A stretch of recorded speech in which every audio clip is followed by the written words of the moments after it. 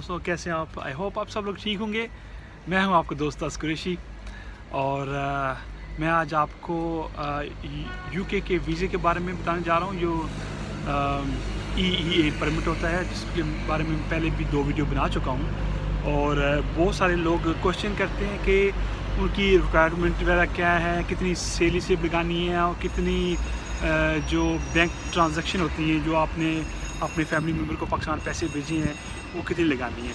तो मैंने सोचा कि चलो इस पर एक वीडियो बनाते हैं और आपको डिटेल के साथ बताते हैं कि क्या क्या चीज़ें आपको चाहिए। यूके का वीज़ा जो फैमिली वीज़ा अप्लाई करने के लिए कोई इतनी लंबी चौड़ी उनकी रिक्वायरमेंट्स नहीं है। पहले मैं 2 वीडियोज़ के बारे में बना चुका हूँ और बहुत सारे लोगों ने कमेंट्स किए हैं, जिसमें ज़्यादातर लोग जो पूछते हैं वो ये पूछते हैं कि जो सैलरी से हैं वो कितनी इनफ हैं और जो इनकम प्रूफ है, ट्रांजैक्शन यानी वहाँ अगर फैमिली मेम्बर आपका है यूके में तो वो आपको पाकिस्तान में जो पैसे भेज रहे हैं कितनी ट्रांजैक्शन इनफ होती हैं। ये बहुत सारे लोगों ने सवाल पूछा है। और दूसरा सवाल ये लोगों ने पूछा है कि जी कितने अरसे में वीज़ा लगता है। तो दोस्तों पहली बात ये है कि हमारा मसला ये है पाकिस्तानियों का कि जब भी कोई चीज़ पहले तो पता किसी को नहीं होता, ठीक है, जब किसी को पता चल जाता है तो सब पाकिस्तानी वही काम करना शुरू कर जाते हैं। जैसे बेल्जियम में एक टाइम था जब इंटरनेट कैफ़े खुलना शुरू हुए, टेलीफोन की शॉप्स खुलना शुरू हुए, हर पाकिस्तानी जो है और हर देसी जनाब उसने टेलीफोन की शॉप्स वगैरह खोलनी शुरू कर दी। तो फिर क्या होता है, वो फिर ना बहुत ही काम ख़राब हो जाता है। तो अभी भी ऐसे हुआ है। शुरू में जब ये आज से 3 महीने 4 महीने की पहली बात है, जब ये काम शुरू हुआ था, ये जैसे मैंने पिछली वीडियोस में बताया, ये लॉ बहुत पुराना है। EEA जो वीज़ा यूके का फैमिली वीज़ा, ये लॉ बहुत पुराना है और ये यूरोपियन लॉ है। ये सिर्फ इंग्लैंड के लिए नहीं है, ये यूरोप के किसी कंट्री में अगर कोई बंदा है उस कंट्री में रह के तो वो किसी को नहीं बुला सकता, लेकिन अगर दूसरी कंट्री में चला जाए माइग्रेट करके तो वहाँ पे अपनी फैमिली को बुला सकता है। तो जैसे ही पाकिस्तानी अब को पता चला हमारे भाइयों को, उन्होंने फ़ौरन वीज़े अप्लाई करना शुरू किए हैं और रिक्वायरमेंट्स भी पूरी नहीं की और वीज़े जो है वो रिजेक्ट होना शुरू हो गए हैं। उसकी मेन वजह ये है कि रिक्वायरमेंट पूरी नहीं हुई, इसी वजह से वो वीज़े जो हैं वो रिजेक्ट हो रहे हैं।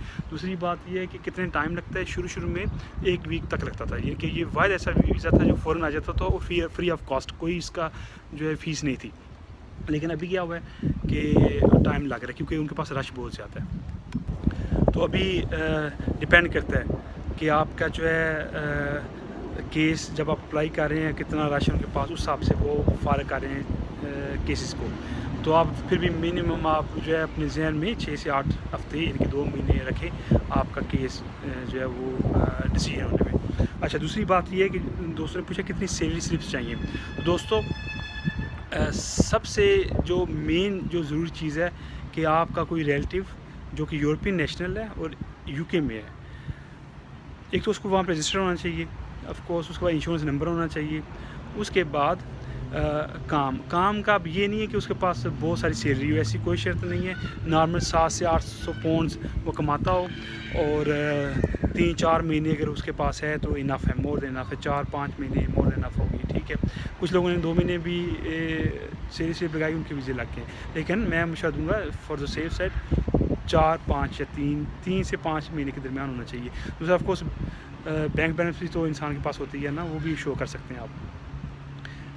तीसरी चीज़ ये है कि ट्रांजैक्शन, सबसे जो मेन इस वीज़े में मेन जो ज़रूरी चीज़ है वो है ट्रांजैक्शन। यानी कि अगर यूके में कोई बंदा रह रहा है, वो अपनी फैमिली को, अगर सिस्टर को बुलाना चाह रहा है, भाई को बुलाना चाह रहा है, माँ बाप किसी को बुलाना चाह रहा है, भतीजे वगैरह को, भांजे को, तो उसके नाम पे पैसे भेजना।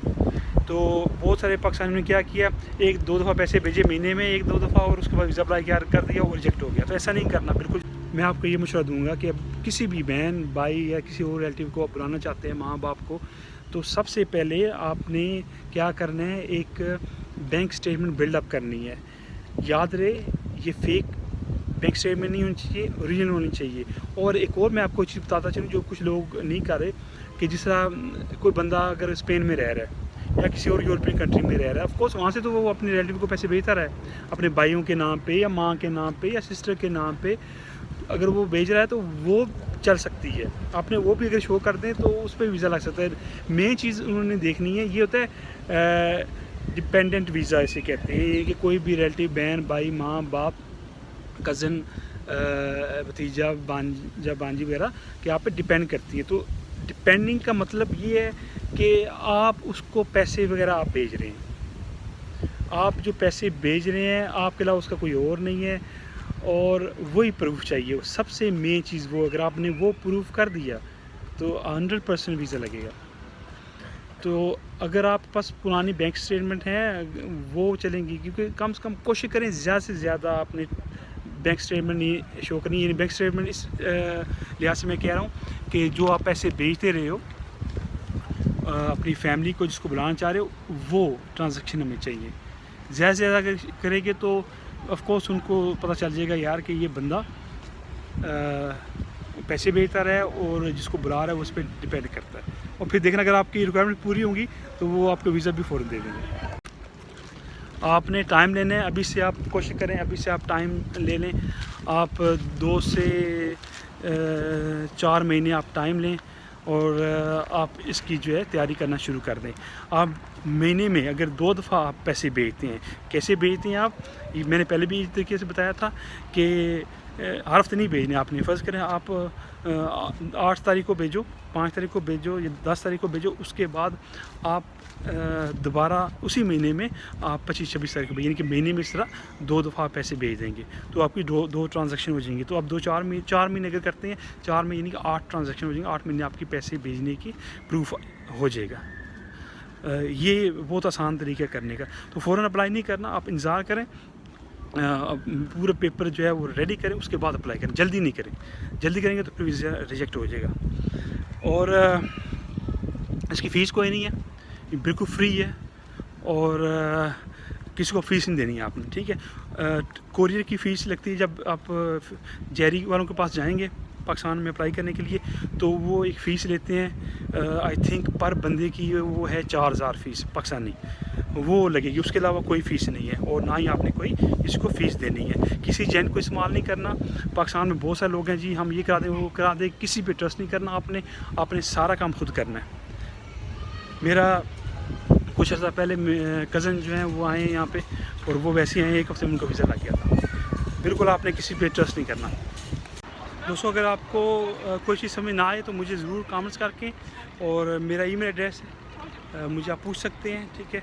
अगर कोई पॉइंट वगैरह रह गया होगा तो फिर आप इस तरह मुझसे पूछ सकते हैं, और जैसे जैसे अपडेट आती रहेगी तो मैं आपको वीडियो के ज़रिए अपडेट करता रहूँगा। आई होप आपको ये वीडियो पसंद आई होगी। अगर आपको ये वीडियो पसंद आई है तो मेरे चैनल को सब्सक्राइब करना ना भूलिएगा और इस वीडियो को शेयर और लाइक करना ना भूलिएगा, ताकि ये वीडियो दूसरे लोगों तक पहुंच सके, ताकि लोग इतनी जो फ़ीस देते हैं लॉयर्स को बगैर किसी वजह के, तो वो ना दें, उनका भी भला हो, ठीक है। अपना भी भला होना चाहिए, दूसरे लोगों का भला होना चाहिए। सबके लिए दुआ करो ताकि अल्लाह आपका भला करे, ठीक है दोस्तों। अब मैं इजाज़त चाहता हूँ, अल्लाह हाफिज़।